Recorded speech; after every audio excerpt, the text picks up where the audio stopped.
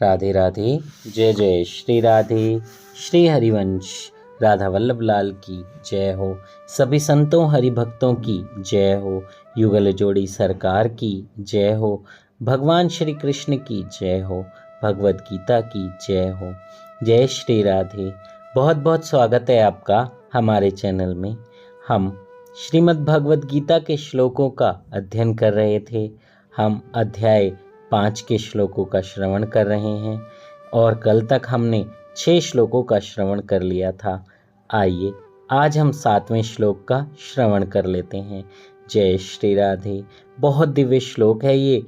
बहुत बहुत अच्छे से आप इसको सुनिएगा, समझिएगा और फिर अपने जीवन में उसको उतारने की भी कोशिश कीजिएगा।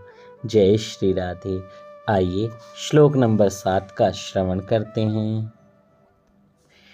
योग युक्तो विशुद्धात्मा विजित आत्मा जितेन्द्रियः सर्वभूतात्मभूतात्मा कुर्वन्नपि न लिप्यते।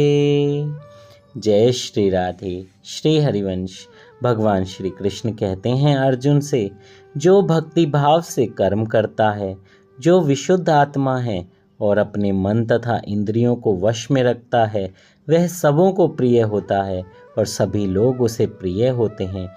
ऐसा व्यक्ति कर्म करता हुआ भी कभी बंध नहीं सकता, ना ही वो बंधता है। जय श्री राधे। कितने आसान शब्दों में भगवान ने यहाँ पर सिखाया है। इस भगवत गीता के बहुत सारे लोगों को लगता है, अरे इतने बड़े बड़े श्लोक हैं, इतने बड़े बड़े वर्ड्स हैं, हमें क्या समझ आएगा। अगर आपको श्लोक नहीं भी समझ आ रहे हों तो कोई बात नहीं, जो उसका अर्थ दिया है उस अर्थ को अपनी ज़िंदगी में उतारने की कोशिश कीजिए। उसके श्लोकों पर तर्क वितर्क नहीं कीजिए, मीनिंग्स में भी तर्क वितर्क नहीं कीजिए। आप उसको अपनी ज़िंदगी में धारण कीजिए और उस पथ पर चलिए जो भगवान श्री कृष्ण ने अर्जुन को समझाया, वो हम सब के लिए समझाया, ताकि हम अच्छे मार्ग पर चल के अपना कल्याण कर सकें। जय हो। इसका तात्पर्य, जो कृष्ण भावना अमृत के कारण मुक्ति पथ पर है, वह प्रत्येक जीव को प्रिय होता है और प्रत्येक जीव उसके लिए प्यारा है। यह कृष्ण भावना अमृत के कारण ही होता है। ऐसा व्यक्ति किसी भी जीव को कृष्ण से पृथक नहीं सोच पाता। जिस प्रकार वृक्ष की पत्तियां और टहनियां वृक्ष से भिन्न नहीं होती, वह भली भांति जानता है कि वृक्ष की जड़ में डाला गया जल समस्त पत्तियों और टहनियों में फैल जाता है, अथवा आमाशय को भोजन देने से स्वतः शक्ति पूरे शरीर में फैल जाती है। क्योंकि कृष्ण भावना अमृत में कर्म करने वाला सबों का दास होता है, वह हर एक को प्रिय होता है। प्रत्येक व्यक्ति उसके कर्म से प्रसन्न होता है। उसकी चेतना शुद्ध होती है। क्योंकि उसकी चेतना शुद्ध रहती है, अतः उसका मन भी पूर्णतया नियंत्रण में रहता है। मन के नियंत्रित होने से उसकी इंद्रियां संयमित रहती हैं। उसका मन सदैव कृष्ण में स्थिर रहता है। उसके विचलित होने का प्रश्न ही नहीं उठता। ना ही कृष्ण से संबंध कथाओं के अतिरिक्त अन्य कार्यों में अपनी इंद्रियों को लगाने का अवसर मिलता है। वह कृष्ण कथा के अतिरिक्त कुछ भी नहीं सुनना चाहता। कुछ भी भोजन वह कृष्ण को अर्पित किए बिना कोई भी भोजन नहीं करना चाहता। कोई भी फल इत्यादि वो नहीं खाता। किसी भी तरह के जो व्यसन हैं उनमें भी नहीं फंसता। वह किसी स्थान में भी जाने की इच्छा नहीं करता। जहाँ कृष्ण संबंधी कार्य नहीं होता हो वहाँ वो बिल्कुल नहीं जाता। उसकी इंद्रियां वश में रहती हैं। ऐसा व्यक्ति जिसकी इंद्रियां संयमित हो, किसी के प्रति अपराध नहीं कर सकता। इस पर कोई यह प्रश्न कर सकता है, तो फिर अर्जुन अन्यों के प्रति युद्ध में आक्रामक क्यों था? क्या वह कृष्ण भावना भावित नहीं था?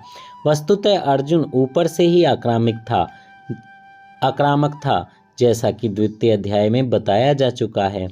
आत्मा के अवधेय होने के कारण युद्ध भूमि में एकत्र हुए सारे व्यक्ति अपने अपने स्वरूप में जीवित बने रहेंगे। अतः आध्यात्मिक दृष्टि से कुरुक्षेत्र की युद्ध भूमि में कोई मारा नहीं गया।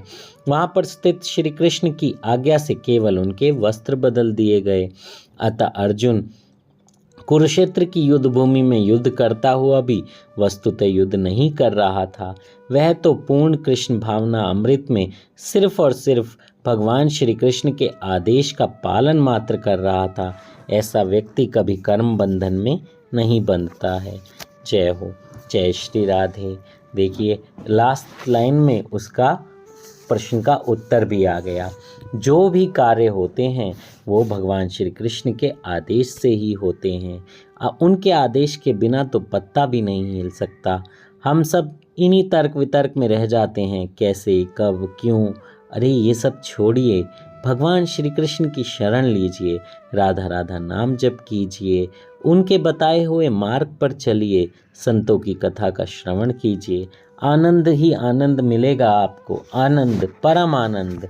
एक बार थोड़ा सा अपने आप को बदल कर तो देखिए।